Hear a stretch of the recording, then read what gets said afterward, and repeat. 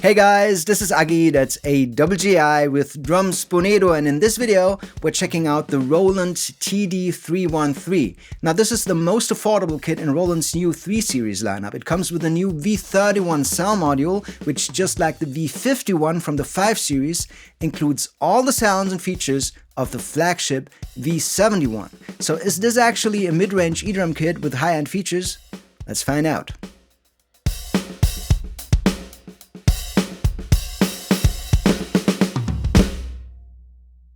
Let's start out with a quick overview. As of making this video, here in Germany, the Roland TD-313 sells for 1,444 euros. It sits right between the smaller TD-07KV, which has been around for a while, and the bigger TD-316, which is also part of the new 3 Series and significantly more expensive. With its pad configuration, you can also think of the 313 as the successor of the now discontinued TD-17KV2.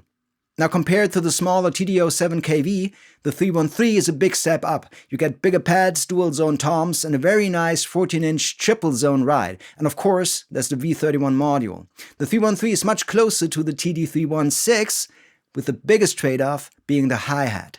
The 313 uses a fixed 10-inch hi-hat pad with a separate foot controller, which of course won't feel as natural as a moving hi-hat on a real stand. And there are a few more differences compared to the 316. The snare is a different model, also 12 inches but without positional sensing. The rack is the smaller version used on the TD-07, and you only get one 12-inch dual zone crash instead of two.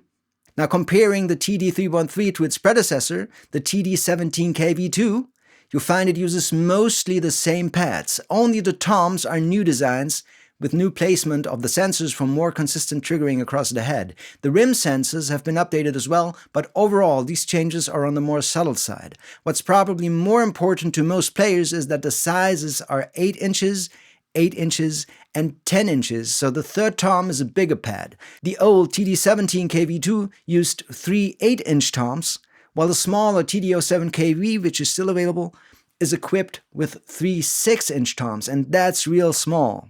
I think ball joints on the tom mounts would have added some extra flexibility, but overall the setup works just fine. Now the kick is the same freestanding pad found across all models mentioned in this video. It's not as stable as a real wood shell, but it'll stay in place also when hitting it harder, and you can also use double pedals. So regarding the pads, the TD-313 is sort of a regular mid-range kit, very similar to the old TD-17KV2. The big difference is the V31 sound module, which does in fact give you all the high-end features of the flagship V71. You get all the crazy V-edit controls, so you can change shell depth, pick different heads and muffling options, tweak the snare wires and change the kick beater and much more. And of course, all of that directly affects the sound. There's also a complete mixing section that goes way beyond what you'd expect from a mid-range module. EQs, compressors, reverb, bus processing, it's amazingly deep and you can really get lost in there. So to keep things beginner-friendly, Roland added an easy edit menu that gives you quick access to the basics like tuning and damping. But all the deeper functions are there if you want to explore them. The V31 has a few knobs and buttons less than the bigger modules, but that's totally fine, and I really like that you can control the module via smartphone now. As of making this video, the V-Drums Play app will give you only basic controls, but even simple things like organizing kits and changing metronome settings feel much more direct with the touchscreen. The only real limitation of the V31 module is the number of inputs and outputs, especially the outputs. There are a few extra trigger inputs for expanding the kit, also a USB input for a digital pad. Then there's a stereo aux input as an alternative for Bluetooth audio, which you also get. And that's the culprit, there's only one stereo output, and for serious live use, that's usually not enough. Most players want at least separate channels for kick and snare. A common workaround would be to use the headphone output to split those out on the left and right channels, but as of making this video, that isn't possible with the V31. Now apart from that, there are a few more minor differences compared to the bigger modules. The V31 only has one headphone output instead of two, and there's only a 5-pin MIDI out and no MIDI in. But, of course, there's MIDI over USB and also audio over USB with 32 channels, which is a lot. The module also has an SD card slot that lets you import your own samples and save recordings. So let's talk about triggering and playing feel. After reviewing the TD-716 from the 7 series and the VAD-516 from the 5 series, I've probably been a bit spoiled. You can definitely feel that the TD-313 costs only a fraction of the larger kits, and of course you can't expect the same level of realism. Overall, the 313 delivers a solid playing feel, but there are a few points worth mentioning. Now, I like that the snare automatically detects side sticks and rim shots, so you don't have to press any buttons on the module for this. That said, you do need a little time to get used to triggering rim shots reliably. For side sticks, it works best to hit the rim directly without resting your hand on the head, which is the same with many small pads of this type. Now, with the hi-hat controller, I felt I had to press my foot down unusually hard for closed sounds. Using firmware 2.0, I couldn't find a setting for hi-hat calibration, so I helped myself by removing one of the springs on the pedal. Later I found out that Roland actually mentions this as a fix in the manual. It still feels a bit like a workaround, but it really helped, and as I said, the overall triggering is fine, also with the other pads. Now, the sounds of the V31 are exactly the same as on the V71 flagship module. You get all 70 kits and over 1,000 sounds without compromises. Whether you like the Roland sound is a matter of taste, but there's no denying that the V31 delivers a much higher level of realism and detail than the old TD-17. I don't have a direct comparison, but the TD-17 wouldn't stand a chance. Besides that, you can directly access Roland Cloud, which gives you quite a few more natural sounding options. When buying the kit, you get 6 months with access to everything, and after that, you can buy the sound packs you like. So, let's take a listen.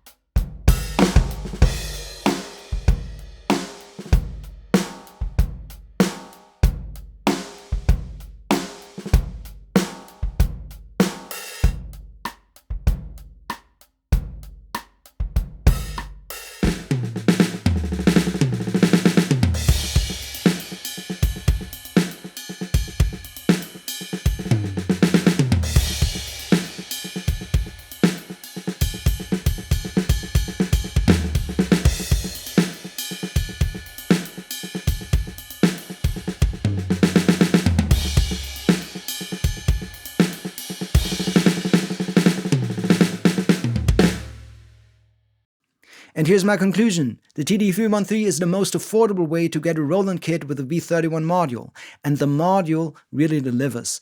It offers all the sounds and features of the flagship kits without compromises. The main limitation is the number of outputs, which clearly shows that the 3 series is designed for practice rooms and rehearsal spaces rather than the stage. Given the module's huge range of features, having easy edit for quick access to the essential settings is very practical. On top of that, you get direct access to Roland Cloud for fresh sounds. Now, compared to the smaller TD-07KV, the V31 module alone makes the 313 a huge step up, so anyone who can afford it should definitely consider the 3 Series. Choosing between the TD-313 and the larger 316 is not that easy. A key question is whether you can live with a fixed hi-hat and foot controller. The lack of positional sensing on the snare and the learning curve for side sticks and rim shots is easier to accept, in my opinion. For some players, the smaller rack may even be a bonus. So does the difference in price justify getting the smaller 313 or the bigger 316? That's up to you. And that's all I have. If this video was helpful, please remember to like and subscribe. If you want to buy the kit, you can help our channel by using the affiliate link. Thanks for watching. Bye.